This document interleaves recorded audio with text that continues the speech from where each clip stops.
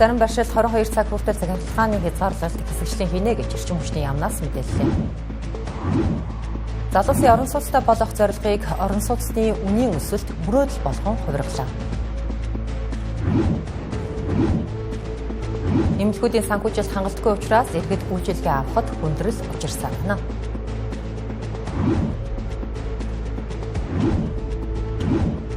Өнөөдрөөс нөөцийн мах худалдаанд гарч эхэллээ. Арвал 1 кг нь 35-аас 70 мянга, хивийн бов 1 ширхэг нь 4500-аас 8000 төгрөгийн үнэтэй байна. Орон зэрэг үзэгчдээ Тэнгэрлэгээс 7 мэдээллийн хөтөлбөр эхэлж байна. Би хөтлөгч Ариун Туул энэ цагт ажиллана.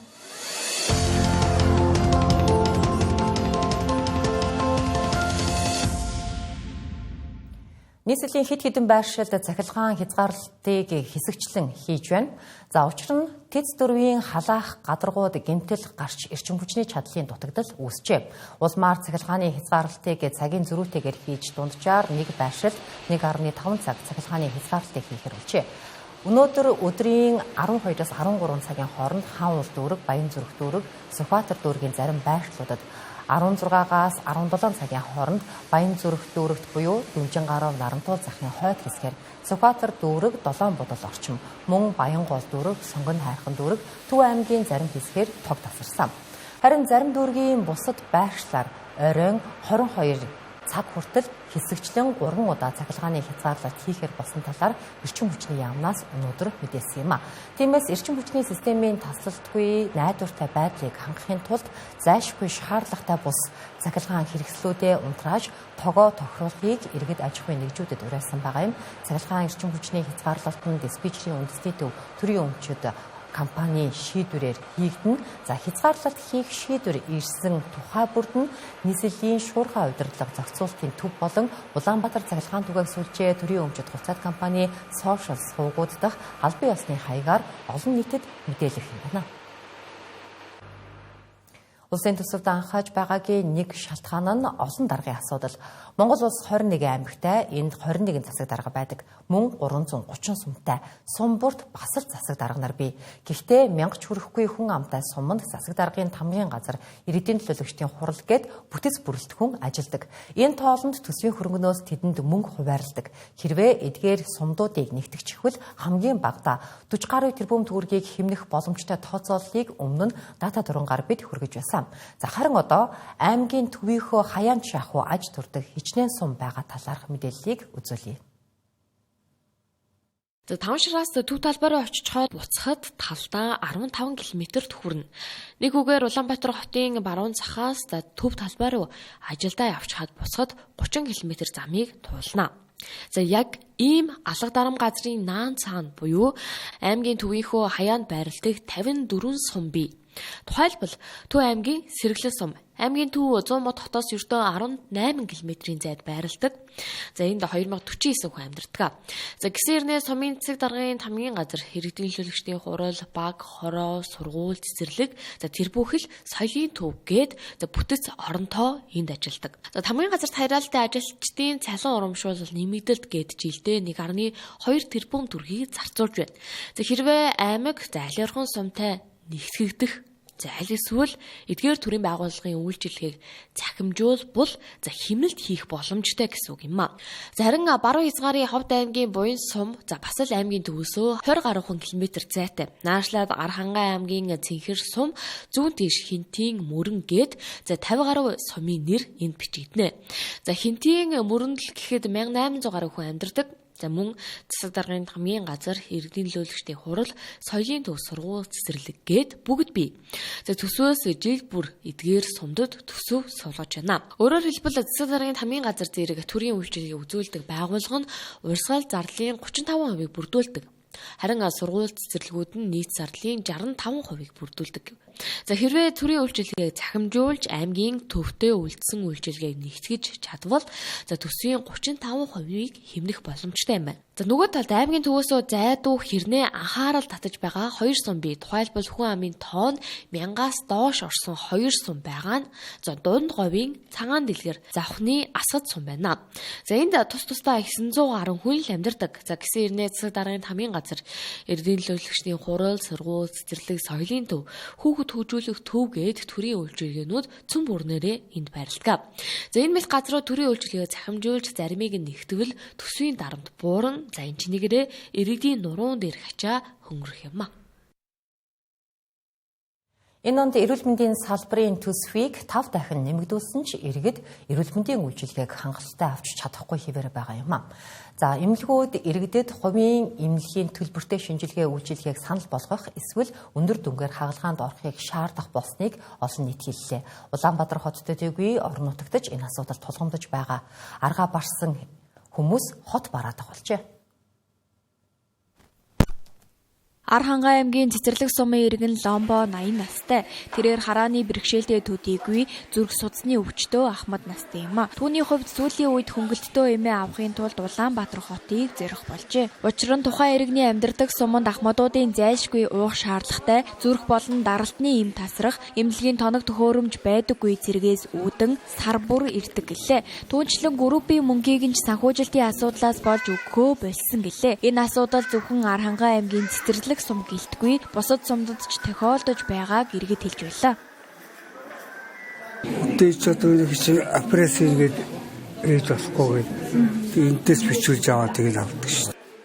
Дараагийн нэг жишээ бол иргэн Ундрмаа улсын 1-р төв эмнэлэгт зүрхээ үзүүлэхэд 3 сая төгрөгийн үнэтэй хагалгаанд орохыг шаарджээ. 50 гаруй жил эрүүл мэндийн даатгалаа сар бүр төлсөн ч гэлээ насны эцэст 3 сая төгрөгөөр хагалгаанд орон гэдэг тэтгэврийн насны хүнд хүндхэн учир хагалгаанд орохоос татгалцсан байна. Аргаа барсан тэрээр хувийн эмнэлэгт үзүүлэлт хагалгаанд орох шаардлагагүй эмчилгээ хийх боломжтой гэж үзжээ. Энэ мэдчлээ олон нийтэд өндөр дүнтэй төлбөртэй үйлчилгээ санал болгох тохиолдол их байгааг иргэд хэлж байна. Маг загнаад 3 сая эмчтэй хаалгаанд ормоор өөрөө мөнгө төдмөдгөө загнаж байгаа. Би ямар улсаас энэ чинь талын би улсаас амаар шүү дээ. Талын би өөрөө төлж бодож шүү дээ. Гадуур шилжих өгөл гэдэг шүү дээ. Хувийн эмнэлгүүдээ эндээ байхгүй надад гадуур өнгөлт байхгүй. Үзүүлж харуулахад бол очир мочир их байдаг. Үүнээс гадна хөнгөлөлтөө эмийн санхүүжилтийг эрүүл мэндийн даатгалын сангаас цаг хугацаанд олгохгүй 4-5 сарын дараа нэг удаа олгож байгаа учраас эмийн сангууд эмээ хангалттай татан авч чадахгүй байна гэлээ. Зарим эмийн сангууд 9-р сараас хойш эрүүл мэндийн даатгалын сангаас хөнгөлөлтөө эмийн санхүүжилтийг авч чадаагүй байгаагаа чирж байлаа. Тийм ч учраас өндөр хувиар хөнгөлдөг ахмадуудын даралтны эм зэрэг эмнүүд тасрах эрсдэлтэй байна.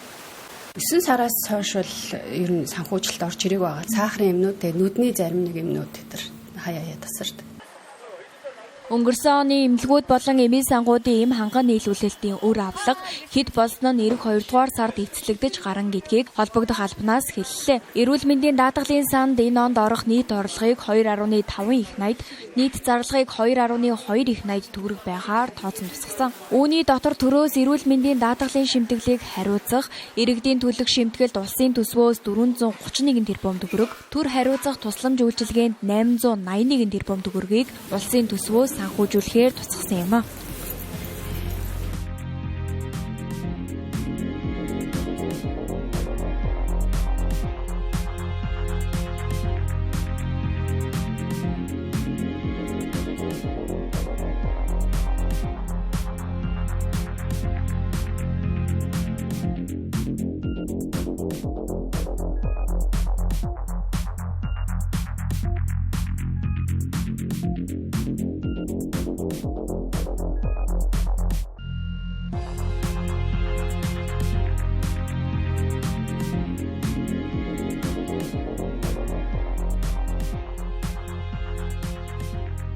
Үзэгчдээ Тэнгэрийн 7 хорог мэдээллийн хөтөлбөрийг үзэж байна.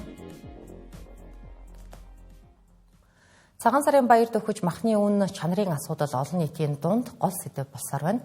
Өнөөдрөөс эхлээд нөөцийн мах 375 цэгт худалдаалагдаж эхэлсэн. Гэхдээ үнийг нь бодоод авъя гэсэн ч чанарын хувьд хангалтгүй эсвэл хэтэрхий их ястай байгааг шүүмжилж байна. Энэ жил нийт 5,000 тонн нөөцийн мах бэлтгэсэн. Үүний 40%-ийг үхрийн мах, 60%-ийг хоньны мах эзлэж байна. Үүний хувьд үхрийн мах 15,000, хоньны мах 13,000 төгрөгөөр худалдаалагдаж байна. Хүнсний дэлгүүрүүдээр өчигдөр оройноос эхлэн худалдаалагдаж эхэлсэн ч хоньны махны гаралт муу байгааг худалдагчид онцолж байлаа. Үүнээс гадна өнгөрсөн жилийн нөөцийн махтай харьцуулахад чанарын хувьд хангалтгүй учраа ялангуяа олон нийт хоньны махыг голоод авахгүй байгааг худалдагчид хэлж байна. Нодны боловлыг сайхан мах ирж байсан. Энэ жил бол жоохон муухай мах ирж байна. Жоохон ястай юм байна гэж усаа жоохон голоол ах шиг л байна. Тэгэхэд яах вэ? Хор ингээд нэг 3 удаа 120 хэрэл одоо ингээд 2 шиг үлдсэлээ нөхрөн жоохон гарцтай юм болов уу гэж харлаа шүү дээ. Тэгээ яг жижиглээд ингээд савлцсан бол өстой тийм юм билээ. Нүхийн нөгөө яс голтоо. Тэрнээс зүгээр нөгөө хоньны нөгөө болож бүхлээр нь тийм нөөцийн мах авал бас арай гайвгүй. Энгийн үхрийн махны хувьд худалдааны төвүүдээр 1 кг нь 24,000-аас 30,000 төгрөгөөр худалдаалагдаж байна. Харин хоньны мах 1 кг нь 18,000 төгрөгөөс эхлэж байна. Махны үнийг дагаад ууцны болон үхрийн өвчүүний үн тэнгэрт хадаж байна. Тухайлбал ууцны үн 400,000-аас 800,000 төгрөгийн хооронд, харин өвчүүний үн 500,000-аас 800,000 төгрөгийн хооронд үнэтэй байна. Махны үнийг барих чиглэл ерөнхий сайд үүрэг болгосон ч тэр нь үнд нь нөлөөлөхгүй улам хөөрөгдөж байгааг олон нийт хэлж байна. 25 хэлтэй өгч байгаа гэсэн чинь 560 мянга гэж шүү дээ. Махны үн өндөр байна шүү дээ. Одоо уус авч ирэхээр чинь 380-аас 600 мянга гэж чинь. Тэгээ манайс ч одоо яахаа нэг 700 хэдэн мянга болсон дэлгүүр. Тэгээ ганц ууцны лүмтэй дэлгүүртэй осоод байна шүү дээ. Махыг бол судалсан. Махны үн одоо үхрээ бах чи 27,000 28,000 байлээ. Цол бахан. Тэгээд хоньны бах чи баг 17,000. Налуу үдий чи 10 барууртал байж. Одоо энэ хангалттай өссөн бай. Ер нь бол аюу өссөн байж. Тэ бар 50 өссөн байж. Намар одоо нэг малчин зах гэж гарч ирэл малын үн тогтоож байгаа гэж байгаа. Тэгээд тэр нь дэнжин мянгаас хамаг хам жижиг юм аваач тэнд өгөөсөр байгаа. Тэгээд одоо үдий хаш илүү өсчихлээ шүү дээ. Ер нь бол их юм өссөн, мах их өссөн. Тааруу байна шүү дээ. Үдий бодлоо. Нодлын үдийд бол арай гайгүй гэсэн. Энэ жил бол маш их юм байна. Ер нь бол махны юу их ховорцсон шүү дээ. Тэгээ үдээ гадараас орж ирэх нь багассан. Тэгээ захтар байгаа нь илүү өнд орцсон, хөөрөгдөд, хөөрөгдөд байгаа юм чинь. Тэгээ Үний өсөлттэй холбоотой иргэдийн худалдаа авалт буурч худалдааны төвөөр үйлчлүүлж буй иргэд бухимдалтай байгааг худалдагчид хэлж байна. Өнгөрсөн жилтэй харьцуулахад энэ жил махны үн 50%-аар нэмэгдсэн байгаа учраас энэ жил цагаан сарынхаа бэлтгэлд махан л гэхэд нэг өрх хамгийн багадаа 1 сая гаруй төгрөг зарцуулахар байгааг иргэд хэлж байлаа. Тийм ч учраас иргэд ууц болон өвчүү авахаас татгалзаж байна гэсэн юм а. Зарим ахмадын тэтгэвэр ууц авахд ч хүрэхгүй байна хэмээн учирлаж байлаа. Сар шинийн баяр хаяан дээр ч хүмүүс ч бэлтгэлээ бацаагаад эхэлжээ. Жил бүр зохион байгуулагддаг сар шинийн баярт зориулсан үзэсгэлэн худалдаа одоогоор нийслэлийн 6 байршил гараад байгаа юм. Эдгээр үзэсгэлэн худалдаанаас сар шинийн 5-гийн гол эдээнүүдийн үнийг тодруулахад хэвийн бов ширхэг нь 4,800-аас 8,500 төгрөгийн хооронд үнэтэй байгаа бол ааруул хийц савлгаанаас хамаарат 35-аас 70,000 төгрөгийн хооронд худалдаалагдаж байна. Амрын сар шинийн баяр зориулсан үзэсгэлэн худалдаанд 9 дүүрэг 11 аймгийн 1000 гаруй малчид жижиг дунд бизнес эрхлэгчид оролцож байна. Замрын үзэсгэлэнгийн гол онцлог нь нийслэлийн жижиг дунд үйлдвэр үйлчилгээг дэмжих төвөөс 9 дүүрэг 21 аймгийн үйлчлэгийн эрхлэгчдийн дунд шалгаруулалт явуулж чанар үнийн хувьд өрсөлдөхүйц аж ахуй нэгж хувь хүмүүсийг сонгожээ. Мөн үйлдвэр эрхлэгчдийг дэмжих зорилгоор түрээс төлөхгүйгээр бараагаа борлуулах боломжоор хангасан тул энд хамгийн хямд үнээр борлуулагдаж байгаа гэлээ. Тус үзэсгэлэнгээс дотоодын үйлдвэрлэгчдийн 55,000 гаруй бараа бүтээгдэхүүнийг үйлдвэрийн үнээр худалдан авах боломжтой юм байна. Би ар хангаа өндрүүлэн сумаас ирсэн. Энэ амар энэ үзэсгэлэн 4 дахь жилдээ өмнө 4-5 жил ер нь эдийн үзэсгэлэнд оролцож байсан. 10 жил болж байна. Би тойргоос шилтгаалал янз янз байгаа. Ер нь жижиг баг тойрогтой гэх юм бол 150-аас эхлээл тэгээд 500-ийн орнд л байна да. Энэ үзэсгэлэнүүдэд анх удаага оролцож байгаа. Тэгээд манайх Төв аймгийн 100 модод хотод үйл ажиллагаагаа явуулаад тэгээд 6 жил үйл ажиллагаа явуулж байгаа компани байгаа. Тэгээд өнгөрсөн жилээс манайх ийм шар сүний цэлцэг нөр айнс нэр цэцэргантай ямар ч бодогч өдсөхгүй юм бүтээгдэхүүн гаргаад тэгээд энэ жилээс эхлээд энэ үзэсгэлэнд оролцож байгаа. 40-45 хооронд л байна. Аар бол 7-8 төрлийн харуулга шүү дээ. 5 гэдгийг хавуулаад тэгээд ерөөсөө шаард бүх төрлийн тагаа хэдийгаа. Тэгээд энэ дээр 5 гээд ирээд сонголтоо хийгээд ав. Бид нар бол яг энэ хоёр лангуу бол хуурмаг худлаа юм дарахгүй байх гэж бодож байгаа. Харин Хасан аренад жаргалтай зурлагын үзэсгэлэн худалдаа 2 дахь жилдээ зохион байгуулагдаж байна. За уг үзэсгэлэн худалдаанд 200 гаруй үндэсний үйлдвэрлэгч болон импортлогч байгууллагууд оролцож байна. Мөн адил бүх байгууллагууд анхдагч үнээрээ бүтээгдэхүүнээ борлуулж байгаа гэлээ. За тэгэхээр манайд үндэсний үйлдвэрлэл болон импорт 200 орчим аж ахуйн нийт байгууллагууд оролцож байна. Одоо 3 танхимтайгаар үйл ажиллагаа явуулж байна. За үндсэн танхим, за тэгээд үндсэн танхимдаа бид нар одоо шингэн үнс хүнсний бүтээгдэхүүн, за Б1 давхартаа мөн одоо 21 аймагаас хүрэлцэн ирсэн эдийн умдааны дээд, за 1 давхартаа одоо үндэсний хувцс, дээл, гоёл, чимэглэл, хувцс, малгай гэх мэтлэнгээр одоо 3-9 хуваагдсан одоо үйл ажиллагаа явуулаад эхэлсэн байна. Одоо 25 нэр төрлийн нэг ч хоорондоо тавцахгүй хэвийн бов болон гөрмөл байна. Манайх энэ жил үзэсгэлэн худалдаан дээр 12 нэр төрлийн багц, 25 нэр төрлийн бүтээгдэхүүнтэйгээр оролцож байгаа.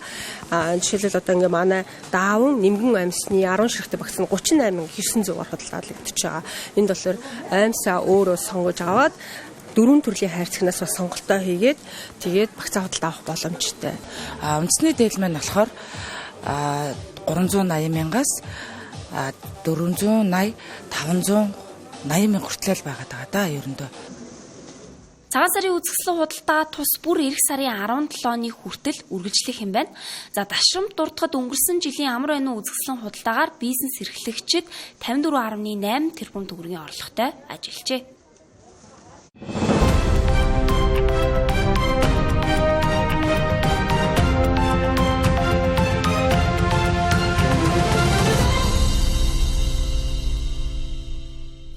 Хэлбэр бизнес орчин болгоор хөргөлжилж байна. За энэ удаад автосервисийн чиглэлээр үйл ажиллагаа явуулахад тулгамддаг асуудлуудыг бид тодрууллаа. За доктор автосүлжээ компани улсын хэмжээнд 17 салбар, гадаад зах зээлд 2 салбартаагаар үйл ажиллагаагаа явуулдаг. Бизнес эрхлэлд тулгамддаг хамгийн том асуудлуудыг тэд хүний нөөц гэж тодорхойллоо. Доктор компани бол 1998 онд бол анх зигзаг судлалын бүрээсний үйл ажиллагааны чиглэлээр бол одоо анх үйл ажиллагаагаа эхлүүлж байсан. Зигзаг судлалын бүрээс эхлээр харьцангуй жолооч нар бас мэддэг. Тэгээд 1999 онд бол зигзаг судлалын бүрээс маань автын засвар үйлчилгээгээ бол төрөлжүүлэн доктор автосүлжээ төслийг эхлүүлж байсан. За энэ доктор автосүлжээ төсөл маань өнөөдрийн байдлаар бол Монгол орон даяар 17 салбартаагаар үйл ажиллагаа явуулж байна.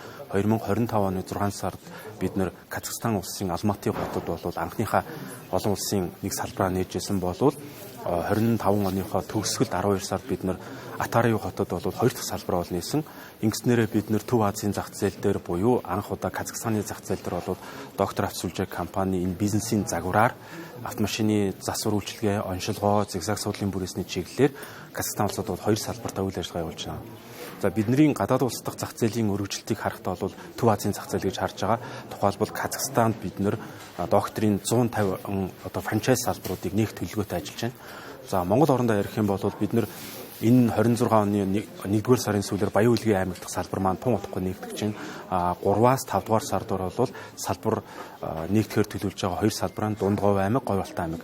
Ингэснээрээ Монгол улсад бол бид нэр Сүхбаатар аймаг, Булган аймаг, Завхан аймаг, Архангай, Үүрхангай гэсэн аймагуд л үлдэж байгаа. Тэгээд бид бүхэн бол энэ доктор автосүлжээний салбарыг Монгол орон даяар бол 30 салбар байгуулагдсанараа бид бүхэн автын одоо Улаанбаатар хотод хийгддэг бүхэл төрлийн үзлэг, онцлогоо, засвар үйлчилгээг бол Монгол орон даяараа жолооч нар маань аймгийн төвдөө авах одоо энэ боломжийг олгож байгаа. Ер нь бизнесийн аж ахуйн нэгжүүдэд бол хамгийн номер 1 тулгамдсан асуудал бол мэдээж хүний нөөцийн асуудал байдаг.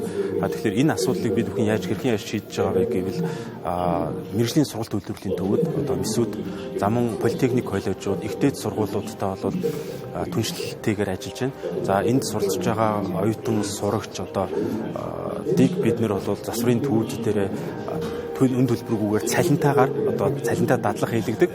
Тэгээд эндээсээ одоо төгсөж гарч байгаа хүүхдүүдийг Улаанбаатар хот болон тухайн өөрсдийнхөө амьдардаг орон нутгийнхаа салбарт ажиллах тэр боломжийг бол хангаж өгч байгаа.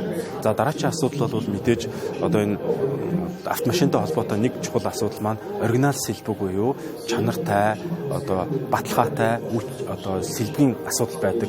Харьцангуй мэдээж бид бүхэн өмнөд хөрштөөгөө буюу хятад улстай ойрхон байдаг учраас тэнд үйлдвэрлэгдсэн одоо чанарын шаардлага хангахгүй болон дуураймал сэлбүүд бол маш хямдаар орж ирдэг. Тэгэхээр жолооч нарын хувьд бол нэг удаадаа одоо үнийг хараад сонголтоо хийжээгээд үнийхээ араас бол дахин одоо зардал ширэгдэл цаг хугацаа мөнгөөрөө хохирох асуудал байдаг.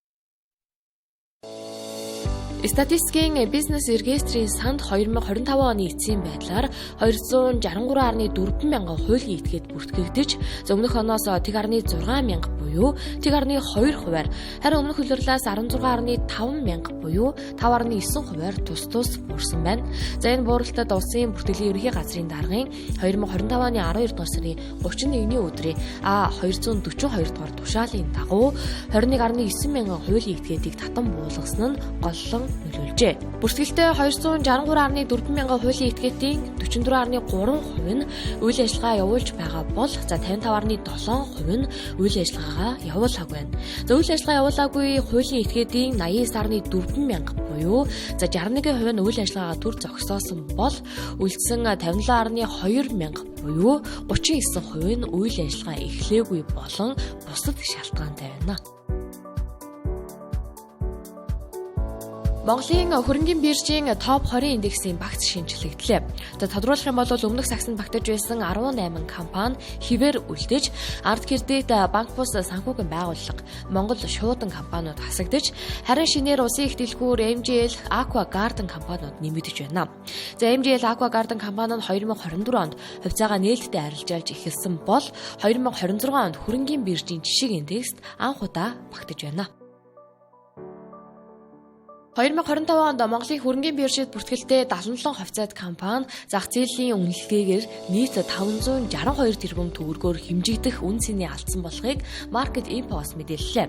За ялангуяа топ 20 индексийн сагсанд багтдаг хувьцаанууд алдагдлаараа тэргүүлж зах зээлийн нийт үнэлгээнд мэдэгдэхүйц дарамт үүсгэснийг энэхүү үзүүлэлт харуулж байна. Тус жагсаалтыг тэргүүлсэн эхний 7 индексийн сагсанд багтдаг компаниуд байгаа бол за нийтдээ сагсанд багтаж байгаа 11 компани жилийн дүнгээр зах зээлийн үнэлгээг алджээ.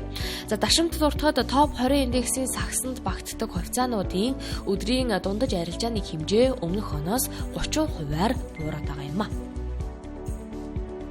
Мэдээ үргэлжилж байна. За залуучууд өөрийн гэсэн орон сууцтай болох хүсэл тэмүүлэл улам бүр алсарсаар байна. Учир нь Улаанбаатар хотод 1 м2 байрны үн 6 сая төгрөгийг шүргэж байна. 5 жилийн өмнө 150 сая төгрөгтэй байхад дунджаар 50 м2 орон сууц авах боломжтой байсан бол энэ мөнгө одоо зөвхөн урьдчилгаа болжээ. Учир нь сүүлийн 5 жилийн хугацаанд орон сууцны үн дунджаар 64%-аар өссөн байгаа юм. Цаг хугацааг 2021 он руу ухраая. За энэ цаг үед дунджаар хамгийн үнэтэй буюу Аз зэрэглэлийн бүсэд баригдсан орон сууцыг дунджаар метр квадратыг нь 3.8 сая төгрөгөөр авах боломжтой байсан. За эргэн 250 сая төгрөгтэй байхад 65 метр квадрат дундаж 3 өрөө байрыг авах боломжтой байсан гэсэн үг. Зарим сонгон айрхан чингэлтэй зэрэг за байрны үн арай хямд байдаг газруудаас 150 сая төгрөгөөр дунджаар 70 метр квадрат 3 өрөө байрыг за хангалттай хэмжээнд авч хүрэхээр байлаа. За харин 150-аас 250 сая төгрөг нь одоо за байрны тал урьдчилгааны мөнгө болжээ. Хамгийн сүүлийн үеийн ханшийн мэдээллээр Сүхбаатар дүүрэгт орон сууцны үн 5.9 сая төгрөгт хүрсэн байна.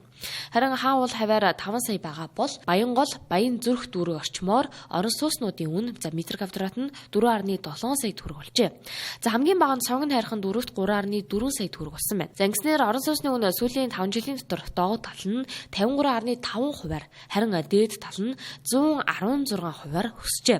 Харин орон сууцны үн 2021-ээс 25 оны хооронд за хамгийн хурдтай өсөж байсан дүүрэг нь Баян зүрх дүүрэг. Өөрөөр хэлбэл энд 97%-аар харин Чингэлтэй дүүрэгт 116%-аар орон сууцны үн өсжээ. За гэхдээ хуучин байрны үн за илүү үнэтэй хэвээр байна. Хуучин орон сууцны хувьд болохоор үнэ нь бол ерөөхдөө шинэ орон сууцныхаа бодвол ер нь бол илүү харьцангуй өндөр байгаад байдаг. За яагаад тэгэхээр хуучин орон сууцд нь одоо нөгөө аль хэдийн баригдсан. Одоо ялангуяа Чингэлтэй Сүхбаатар те хаалт дөрүүдэд баригдсан орон сууцнууд одоо байршлийнхаа хувьд хотын төвдөө байдаг учраас хичнээн одоо өмнө нь хэдэн жилийн өмнө ашиглалтанд орсон байсан ч гэсэндээ өндөр байх хандлагатай байгаад.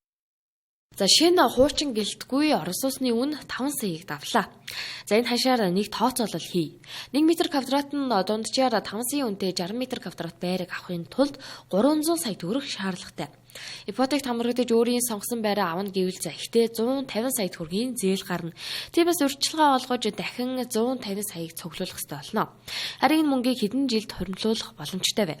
За сарын 4 сая төгрөгийн цалинтай залуу нийгмийн даатгалын шимтгэл хувийн орлогын алтан дотор хасуулаад гар дээр 3 сая 186 мянган төгрөгийг авна. За үүнээс сар бүр 2 сая төгрөгийг хуримтлууллаа гэж үзэхэд за энэхүү 150 сая төгрөгийг 8 жилийн хугацаанд хуримтлуулах боломжтой байна. За гэхдээ энэ 8 жилийн хугацаанд 300 сая үнэтэй орон сууцны үн хитэн төгрөгөөр нэмэгдэх бол. За хариулт нь маш энгийн. Залуусын орон сууцтай болгох зорилтыг үнийн өсөлт мөрөөдөл болгон өөрчилж байна. Хямд өртөгтэй орон сууц нийлүүлэх нь чухал болоод байгаа. Дан ипотекийн зээл буюу эрэлт талыг дэмжихээр орон сууцны үн өсөд идэг. 14.9% өссөн байна орон сууцны үн. Хүртээмжтэй тийм орон сууцны барих ажил бас хангалтгүй байна. Ийм учраас орон сууцчуулалтын банкыг шинээр байгуулж энэ хямд өртөгтэй чанартай орон сууцуудыг зорилт зах зээл зориулсан орон сууцыг барих. Нөгөө талаас ипотекийн зээлийг нэмэгдүүлэх, үүнд үндэсний баялагын сангийн их усүрийг ашиглах, эрэлтийг нэмэгдүүлэх юм чиглэл орж байгаа. За гэхдээ ипотекийн зээлийг хүссэн хүн болгон авч чаддаггүй. Орон сууцтай болох гэж зүтгэж байгаа олон мянган хүмүүс хүсэлтэд өгчөгсөн. За хизээ хариу ирэх бол гэж хүлээж байна. За урьдчилгаагаа өгч дийлэхгүй шахуу залуучуудаас 10-аас 20 сая төгрөгийн хавуул авч ипотекийн дараалалд оруулдаг авилгын сүлжээ хүртэл энд үүснэг энгийн эргээд битгий хэл ерөнхий сайд хүртэл ярьцгаана. За ийм нөхцөлд хизээ Монголд орон сууц мөрөөдөл биш анхдагч хэрэгцээ болох вэ? Милан Кортина 2026 өвлийн Олимпийн 25 дугаар наадамд эх орноо төлөөлж Монголын 3 тамирчин оролцсон. За тэднээс гүйлтийн цааны төрлөөр ач бадрах ариун тунгалаг нар өрсөлдөнө. Тэдний хувьд скиатлон, спринт 10 км-ийн гэсэн 3 зайд хүч сорих бололцоотой юм. Харин ариун батын хувьд уулын цааны төрлөөр Олимпиад мөрөө гаргах анхны Монгол тамирчнаар тодорч түүхэн амжилтыг бүтээхээр бэлтгэж байна. Манай тамирчдаас ач бадрах дараалсан 3 дахь олимпиадад хурд сорхол ариун тунгалаг ариун бат нарын тухайд анхны олимпиадад оролцохоор бэлтгэл сургуультаа бацааж байна. Тэд өдгөө Италийн чиглэг уур амьсгал дасан зогсохоор Европт бэлтгэлээ бацааж байгаа юм. Германд очиж нэг бэлтгэл цомын 2 гараанд оролцоод тэгээд тэндээсээ Италид очиж бэлтгэл сургуультаа хийн. Тэр олимп болох газрынхаа ойролцооч бэлтгэл сургуультаа хийж хагаад тэгээд олимпийн тасгалд орно гэж төлөвлөгөөтэй байж байна. Бэлтгэл сургалтыг бид нэр сайн хийлээ.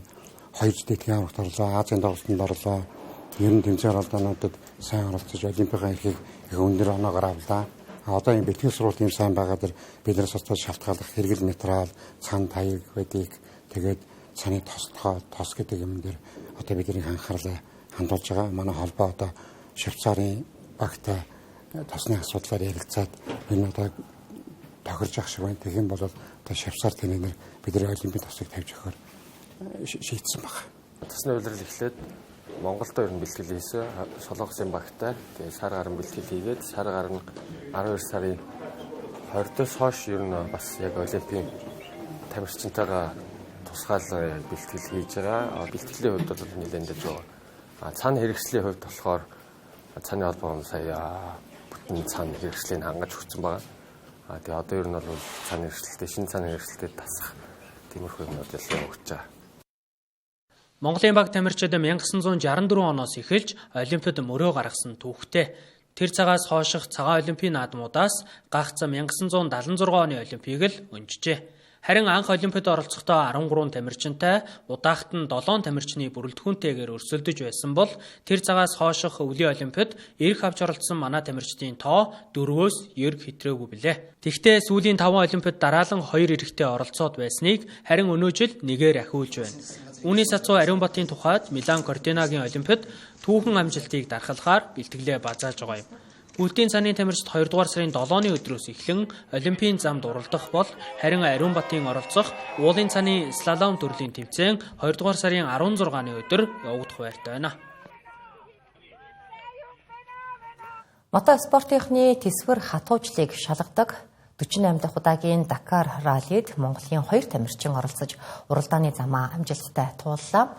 За Дакар раллид 2 дахь жилдээ хурд сорьсон мөрөнгийн тухайд барайны зурхаад Монгол хувцастайгаа гойж ирсэн нь олонний анхаарлыг татсан. Тэрээр зүүн мөрний бэртэлтэй уралдааны замдаа ухаан алдлаа ойдсон ч бэрх бартаатай 8000 км замыг туулж чаджээ. Монголын эрсдэл суур амьсгалд автомото спортоор хичээлнэ гэдэг амаргүй сорилтуудтай удаа дараа нүүр тулахын нэр юм а. Тухайлбал олон улсын хэмжээний мастер мөрөнгийн тухайд 10 дугаар сараас хойш мотоциклтой бэлтгэл хийж чадаагүй агаад тэрээр шуудхан Дакар раллигийн бартаа замд хурд сорьсон байна. Улмаар тэмцээний эхний өдрүүдийг мотоциклтой дасахад зарцуулсан нь баггүй цаг хугацаа алдахад хүрснийг тэрээр хэллээ. Түүнчлэн тэмцээнд явахынхаа өмнө зардалд шаардагдах 500 гаруй сая төгрөгийг бүрдүүлэх гэж хэд хэдэн удаа шантарсан гэдгээч хуваалцав. Ингэж тэрээр халуун сэтгэлд Монголын ард түмнийхээ тусламжтайгаар зардлынхаа зарим хэсгийг босгосон бол харин заримыг нь ээжийнхээ машиныг арилжиж бүрдүүлсэн байна. Тэрээр уралдааны замаа амжилттай туулсан төдийгүй Генерал ангиллалд 29-р байрт ирмэлэгдсэн бол ралли 2 ангиллалын тэмцээнийг 19-р байраар өндөрлүүлсэн юм. Баг зэргийн гэмтэлтэй байсан. Тэгээд зүүн мөрний AC joint салцсан. Дагалгааны заалттай байсан ч нөгөө нэг идэх хугацаа байхгүйгээс ингээ явчих гэсэн шийдэл гаргаад тэг явсан. Тэгээд бүр тийм амар том бол асуудал босонгүй. Тэгээд ямар ч гэсэн амжилттай дуусглаа. 10 сараас хойш мотоцикл яг кросс ралли мотоцикл унаагүй байж байгаад очсон. Тэгээд нэг талаасаа нэг эхний 2-3 хоног бол жоохон дасах ч үт юм уу. Барыг тэндээ очиж дасаад тэгээд гар хөлмөө жоохон гайгүй болоод хөл гарнууд холгоод ч юм уу гар оо цэврүүтэх юмнууд бол байсан. Тэгээд уралдааны дундаас л ерөөхдөө ажиллаа хийж байгаа юм шиг сайхан болоод явсан байгаа. Автомото спортын олимпик гэгддэг Дакар раллигийн барайны зурхаад үндэсний хувцаараа гойж ирсэн нь түүнийг олонний анхаарлын төвд оруулсан юм.